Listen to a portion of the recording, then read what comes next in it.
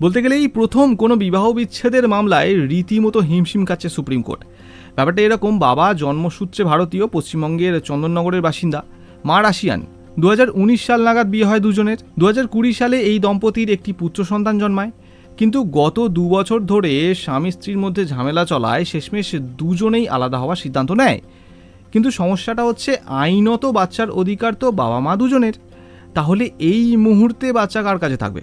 অভিযোগ উঠছে, মা ছেলেকে নিয়ে রাশিয়া যেতে চায়, কিন্তু বাবা ছেলেকে নিজের কাছেই রাখতে চায় চন্দননগরে। তাই এই সমস্যার মীমাংসা করতে স্বামী স্ত্রী দুজনেই মামলা করেন। প্রথমে আদালতের তরফ থেকে শুধু বাচ্চাটির কথা মাথায় রেখে স্বামী স্ত্রীকে একসাথে থাকার পরামর্শ দেওয়া হয়, কিন্তু তাতে স্বামী স্ত্রী রাজি হয় না। তো শেষমেশ সুপ্রিম কোর্ট নির্দেশ দেয়, এই মামলার মীমাংসা না হওয়া পর্যন্ত দিল্লির বঙ্গভবনে দুটি আলাদা ঘরে থাকবেন স্বামী স্ত্রী। সেখানে কিছু নিয়ম পালন করতে হবে দুজনকে অবশ্যই। রাতে বাচ্চাটি মায়ের কাছেই ঘুমাবে, বাচ্চাটিকে কোনোভাবেই দিল্লির বাইরে নিয়ে যাওয়া যাবে না। এই পর্যন্ত ব্যাপার ঠিক ছিল, কিন্তু সমস্যাটা আরও জটিল হয় যখন স্বামী স্ত্রী আবার আদালতে জানান তারা দিল্লির বঙ্গভবনেও একসাথে থাকতে পারছেন না, তাদের মধ্যে রীতিমতো ঝামেলা হচ্ছে। তো শেষমেশ দিল্লির ডিফেন্স কলোনিতে স্বামী স্ত্রী থাকার ব্যবস্থা করা হয়। সেখানে আবার নতুন করে নিয়ম করে দেওয়া হয়, সপ্তাহে 3 দিন সোম, মঙ্গল এবং বুধবার করে মায়ের কাছে বাচ্চাটি থাকবে।